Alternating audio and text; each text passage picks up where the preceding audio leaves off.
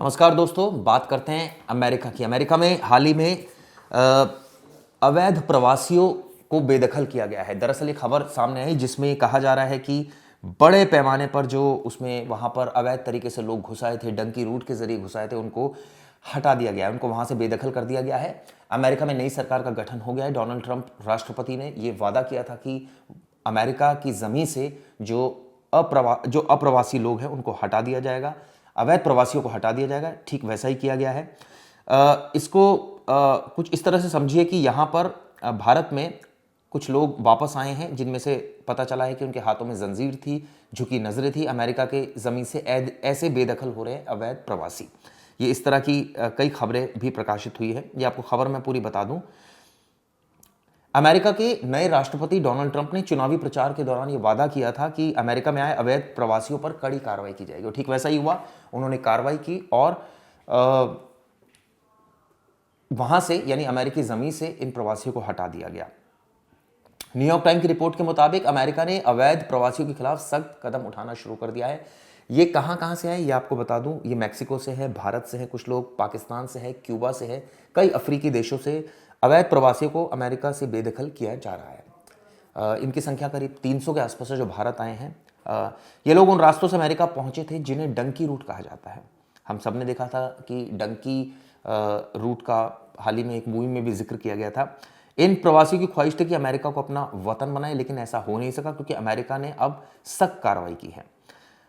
Donald Trump ने अवैध प्रवासियों को कभी अवैध अलायंस तो कभी अपराधी करार दिया था। मतलब आप सोचिए कि वहाँ के जो राष्ट्रपति हैं उन्होंने इस तरह की बातें कही थी।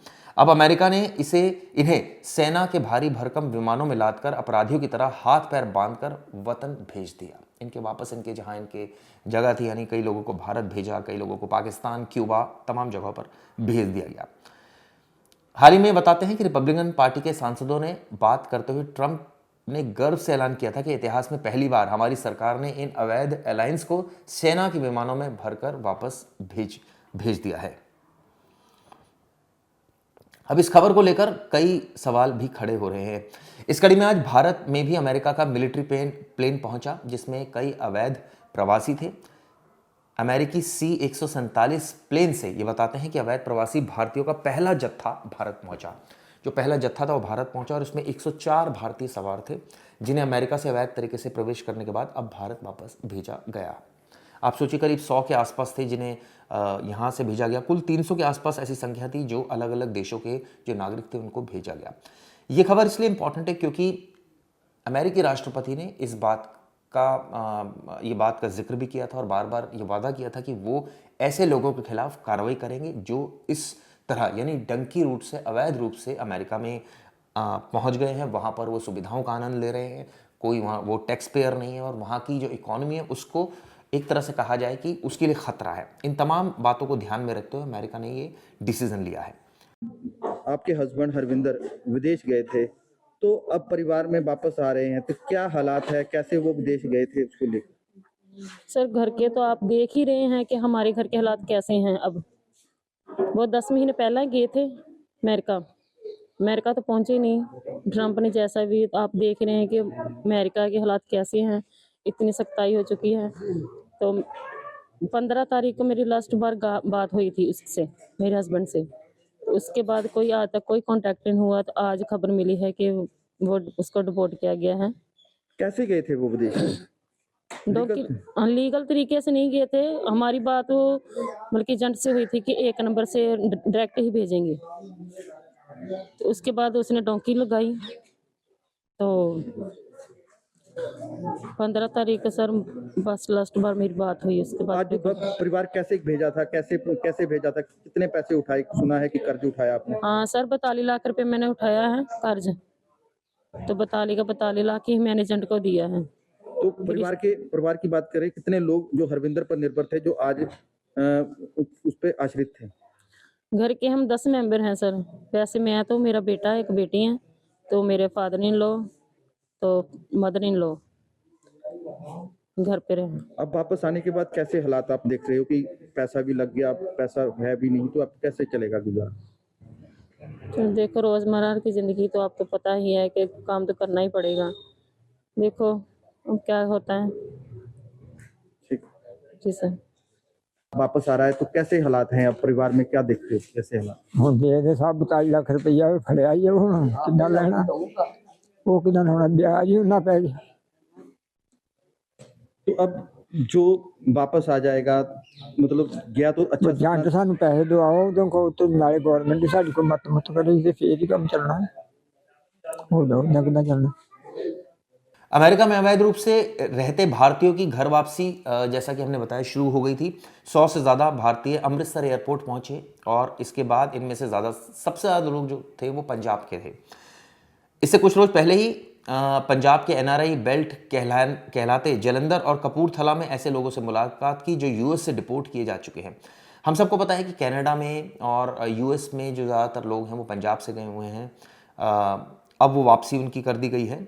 दरअसल आंकड़ों की अगर बात करें तो आंकड़ों में अगर यूएस की बात करें तो करीब 97,000 भारतीय अवैध घुसपैठ करते हुए पकड़े गए थे। कुछ सालों में अमेरिका भागने वालों की संख्या 5 गुनी बढ़ी है। कनाडा और मैक्सिको बॉर्डर से ज़्यादा हो रही है यहाँ पर घुसपैठ। अरेस्ट हुए ज़्यादातर लोगों ने देश में खतरा होने की अर्जी दी है। आप सोचिए, पिछले साल एक परिवार भागते हुए ठंड से मारा गया था। कैथल के एक युवक का शव पत्थरों के बीच पड़ा मिला था। ठंड, भूख और माफिया से टकराव का इनको खतरा रहता है। दरअसल ये जो डाटा दिया है ये US customs and border protection जो डिपार्टमेंट है उसने दिया है। ये तमाम तरीके की दिक्कतें उनको एक तरह से जब यूएस पहुंचते तो उनको झेलनी पड़ती है। एक आंकड़ा है, आधिकारिक आंकड़ा, उसके मुताबिक 2018 से 2023 के बीच आईसीई द्वारा कुल 5,477 भारतीयों को अमेरिका से निर्वासित किया गया। 2020 में 2300 से अधिक लोगों को निर्वासित किया गया, जो हाल के वर्षों में सबसे ज़्यादा है। अमेरिका में बिना दस्तावेज वाले भारतीय अप्रवासियों की संख्या विवादित है। ये बताते हैं कि अमेरिका में कितने भारतीय बसे, इस बारे में भी जानकारी है। करीब 5 मिलियन से अधिक की जनसंख्या के साथ भारतीय अमेरिकी जनसंख्या का लगभग 1.47 हिस्सा बनाते हैं। ये बताते हैं जो लिस्ट सामने है उसमें अमेरिका से भारत डिपोर्ट किए गए भारतीयों की संख्या 104 है। इन लोगों में पंजाब, हरियाणा और गुजरात के लोग सबसे ज्यादा हैं। पंजाब से कुल 30 लोग इस लिस्ट में शामिल हैं। पंजाब के अलग अलग जिलों की पुलिस एयरपोर्ट पर पहुंच गई थी और इसके अलावा अमेरिका से डिपोर्ट किए गए लोगों में यूपी के लोग भी शामिल हैं। अमेरिका से करीब 205 भारतीयों को डिपोर्ट किया जा रहा है और इन 205 भारतीयों को लेकर पहला जो प्लेन है वो आज भारत पहुंचने वाला है। बताया जा रहा है कि जिन 205 भारतीयों को लाया जा रहा है उसमें 33 जितने गुजरात के लोग भी हैं। आप फिलहाल देख पा रहे हैं मैं अहमदाबाद के खोरज इलाके में मौजूद हूं और जिस सोसाइटी के अंदर फ़िलहाल मैं मौजूद हूं वहां पे एक मकान है। इसी मकान में केतुल भाई 28 वर्षीय रहने वाले केतुल भाई, जिन्हें 205 लोगों के अंदर ये एक केतुल भी शामिल है जिन्हें डिपोर्ट किया गया है। उनके पिता हसमुख भाई दर्जी जो कि टेलर का काम करते हैं, हसमुख भाई से भी हमने बातचीत करने की कोशिश की। हालांकि जिस प्रकार की परिस्थितियां हैं, हसमुख भाई के बेटे हैं केतुल और 28 साल की उम्र में केतुल ने डिज़ाइनिंग का कोर्स किया हुआ है और दुबई जाने का कहकर वो अमेरिका पहुंचे और अमेरिका पहुंचने के बाद अब डिपोर्ट होने की खबर उनको भी मिली है और उनकी भी ऐसी स्थिति नहीं है कि वो फ़िलहाल मीडिया से बात कर सकें। फ़िलहाल आप देख पा रहे हैं उनके पिता टेलरिंग का जो काम है वो कर रहे हैं, इंतज़ार कर रहे हैं अपने बेटे का और कहीं ना कहीं उनकी आंखों में भी वो गम देखा जा सकता है क्योंकि बेटा जिसको लेकर उन्होंने भी एक सपने देखे थे। हालांकि वो यहाँ से घूमने जा रहा हूँ यह कहकर 4 जनवरी के दिन निकला और आज से 10 या 15 दिन पहले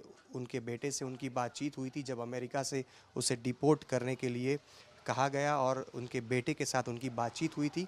ये उनका परिवार यहाँ पे एकमात्र बेटा था हसमुख भाई का जो कि केतुल है और केतुल को अब डिपोर्ट किया जा रहा है। आज लगभग जिस प्रकार से बताया जा रहा है आज के दिन हो सकता है केतुल अमृतसर से जो 205 भारतीयों को लेकर अमेरिका से जो प्लेन आ रहा है उसके साथ ही केतुल भी आए और शाम तक हो सकता है केतुल अहमदाबाद में अपने परिवार से मिले।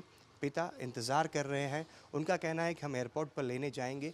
ये जो सारी बातचीत मैंने आपको बताई उन्हीं के पिता के माध्यम से हमने हासिल की हुई है। उनके पिता से बात करने की हम कोशिश कर रहे हैं लेकिन फ़िलहाल वो इस स्थिति में नहीं है कि मीडिया से किसी प्रकार की बातचीत कर पाएँ।